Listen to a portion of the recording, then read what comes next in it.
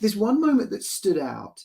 He'd hired some new people into his executive team. He'd hired me in to be his exec assistant.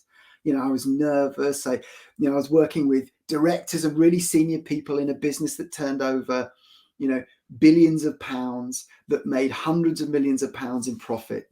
These were serious people in the industry. And we were probably the biggest home insurer in the UK at the time.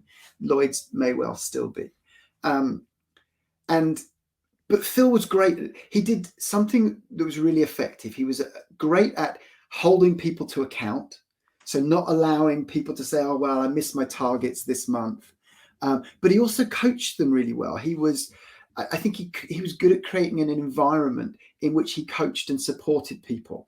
And he did what he could. He played his role in helping his leaders become the best they could be.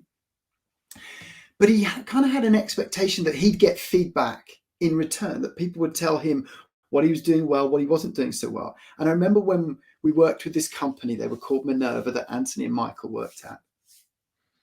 And he sat us down and we had a bit of a talking session at the start where people were just to express and share what was going on for them, how they were feeling, what might be frustrating them.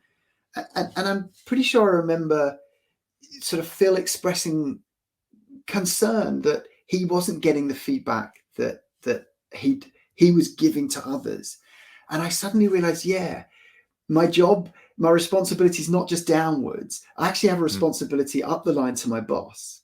And that was a real lesson for me. It was a real eye opener that, my job is to help my boss be the best person they can become, not just to help the people around me and below me from a bureaucratic or structural point of view become as good as they can be.